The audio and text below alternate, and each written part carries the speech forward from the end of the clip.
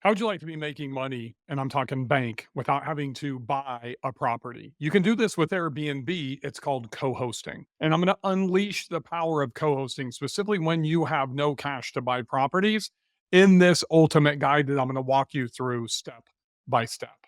A lot of people don't even know what co-hosting is. Here's what it is. Co-hosting is where you go in and you manage a property for somebody, but you don't use that word management because really what you're doing is you're allowing the property owner to own everything. They own their listings, they get paid, and all you're doing is helping them manage their guests, do guest communication, revenue management, which is their pricing to help them make more money, and marketing and hospitality too. So you kind of have four things that go into this. The skills that you need to be a good co host, there's really two core things. You need to know how to do revenue management. That's the pricing strategy. We'll break that down here deeper into the video. And you need to be really good at marketing. And the marketing starts with listing optimization. And what I mean by listing optimization is basically like SEO for Airbnb and Verbo listings. You need to know how to push those up from page 4 to page 3 to page 2 to page 1.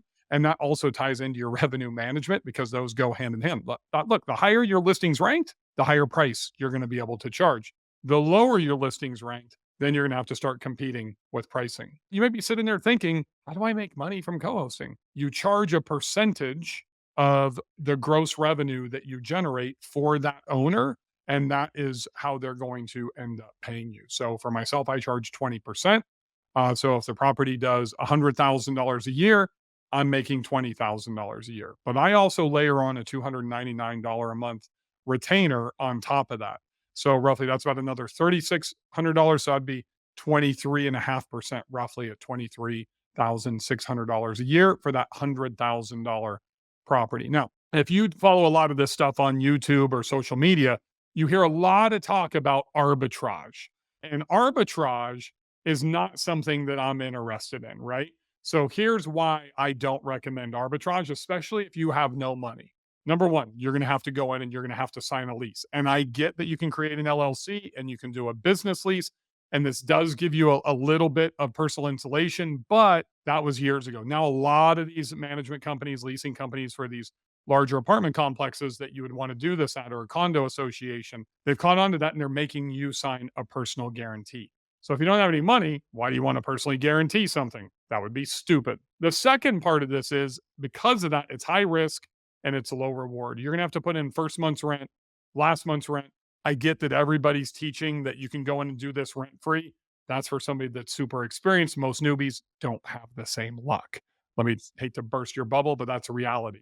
If the rent's $2,500, that's $5,000 in cash that you're going to need. That if they don't require a deposit on top of that, they require another $2,000 deposit. You're 7K in even before you furnish the place. Now, if you take an average 2-bedroom property, most people are spending about $5,000 to $7,000 for a 2-bedroom property.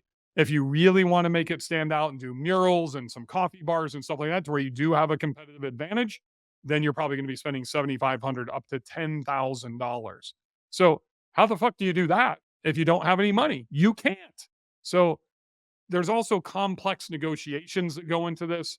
There's insurance risk and there is intense competition within arbitrage because it's been the most popular thing on social media and with coaches selling you their courses to teach you how to do arbitrage.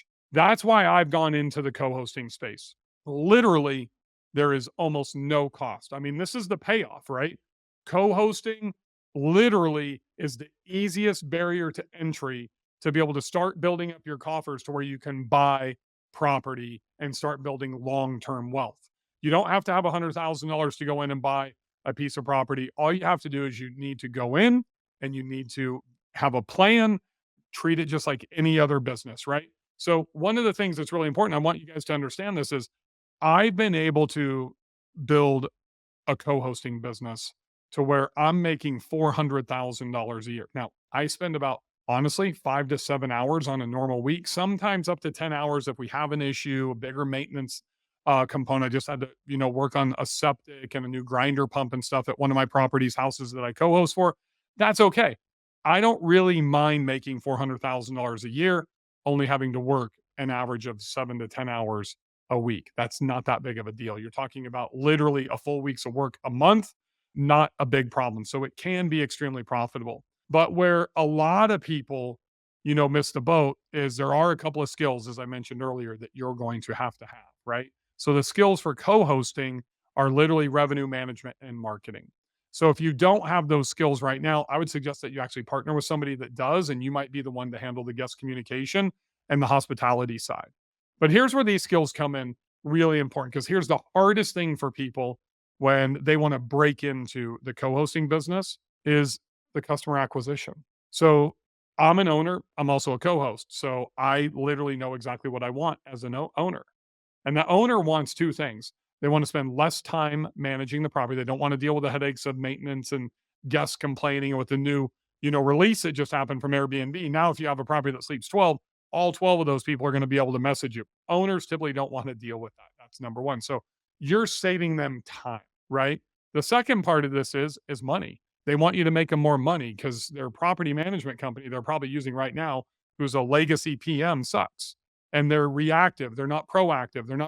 They have hundreds of properties, so they can't give that boutique experience. That's why you really need to focus on revenue management and also marketing. And there's off-platform marketing that needs to be done as well. You need to be really good. I've created this 200-day funnel in Market My STR that allows co-hosts to apply this to every single property. You need to have a platform like Market My STR, which is like a tenth of the cost of a HubSpot, to where you can go in and you can create these funnels to bring back direct bookings, to where you can manage and schedule social media. You can implement additional email marketing, build funnels, do text message marketing, right? These are the things that the hosts that are ascending from the 50th percentile to the 75th percentile, even to the 90th percentile. And then you've got me. I'm outperforming the 90th percentile by 49% right now because I am doing these things and I'm doing them super well. Those are the skills that you need to have from a co-hosting standpoint. A lot of people ask, can you actually make money from co-hosting? Absolutely, you can. You can make hundreds of thousands of dollars in co-hosting. But where people fail, and I'm going to give you this point, is they don't have a plan of what they want their outcome to be. So if you want to make 100 grand, you want to make that with 10 properties or do you want to make it with 4? So I don't take on any properties as a co-host, even when I first started, that's already generating less than $100,000 a year in revenue. If I'm going to deal with a property for an entire year, I better be making at least $25,000 off of that property. That's where the 20% comes in. So that's 20K. And that's where the $299 a month retainer comes in. That's another 3,600. So that's 23,600. And then some of the other stuff that gets marked up on maintenance and all of those different types of things. $25,000 net, really gross profit income is my barrier to entry when I first started. Now I don't take on properties that will do less than $200,000 a year in revenue. Most of the properties that I take on are only doing 140, 150, and I've got to push them above with revenue management, with marketing, with listing optimization, with new design, new photos to push them above the 200 mark standpoint. Now, a lot of you are probably thinking, well, Bill, you're the Build STR Wealth guy. You own STR Wealth Conference. You've got this big brand. I don't, to be honest with you. None of my existing co-host clients have come to me through those channels. I got a co-hosting through a friend, and then every single thing has been referral because of a case study that I've built.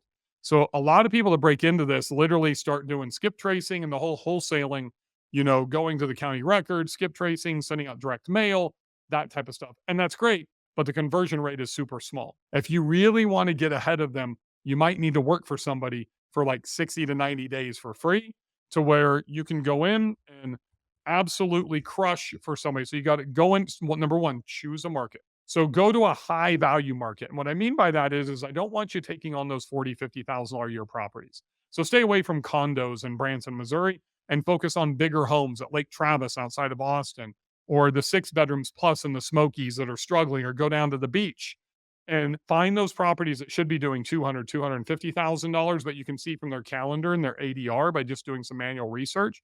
Or you can spend the money, grab the address, run it through STR Insights or AirDNA, and see that they're underperforming. So then go reach out to that owner and say, hey, Mr. Owner, my name's Bill. I can do this, this, and this. I see that your property is underperforming. This is really what it should be doing. If your property management company or yourself was doing XYZ, I think you could achieve ABC. And I'm willing to show you that that is a reality by working for you for 60 days or 90 days for free. They're like, serious? Well, then if you can go and perform, you've got client number one. But also, you're building a case study, which is the most important thing because now you can take that case study, post it into other STR groups in that market, and then literally give them 2 or 3 bullet points. I do this with revenue management, this with listing optimization. Here's how I bring the direct bookings back. I'm doing 37% with those, and I'm outperforming the market by X percentage or X amount of dollars of revenue. You built your case study. You can share that with people in those groups. Then you can do a free training. And if you really crush it on the free training, then you don't even have to ask for their business. If you can get like 10 to 12 people on that training, you're going to have 2 or 3 that are going to say, hey, Bill, this is all great, but I don't have time. Can you do this for me? Well, you know what? We might be able to figure something out. That's the value of giving to people in advance and doing reciprocity. This is how you do the most important thing in business. And that's become the person of interest because you're helping people, right? And out of reciprocity, they want to work for you. If you follow these 3 things, you can become an extremely profitable co-host in any market. But I want you to understand, you need to decide it's not the number of properties. You need to set your revenue goals and your time goals first when you're building out your business plan. Then deconstruct everything and reverse engineer the size of the properties and the markets that you want to attack based on what that outcome is. Most people get into this and they just go and post in all these big Facebook groups and they take what comes to them. I want you to be choosy. I want you to stay steadfast to your goals. And I want you to acquire the skill sets that you need: revenue management, marketing, listing optimization, and then the back end stuff, the invoicing and, giving all that type of stuff is the easy part. Anybody can do that. But you nail these first 3 things and you will crush it as a co-host. So here's the deal. Now, once you start making money as a co-host, look, if you can go in and you can get literally 6 to 7 properties, I'm not even talking 10, 6 to 7. If you follow this plan, I promise you can get those within 6 months, right? And I'm talking the high value properties, not the small dinky ones. And if you're just making $25,000 a year and you can get 5 properties, you now have $125,000 to invest and buy your first property. That's how you build long-term wealth. That's exactly how I have executed my 550-250 plan to go from 0 to 5 properties on one investment. If that interests you, then check out how you can literally learn to turn this one single investment into $250,000 a year in net income. The link's right down below. And don't forget to hit that subscribe button. I'll see you on the next video. Thank you for listening to STR Unfiltered, where we give you actionable episodes without the bullshit.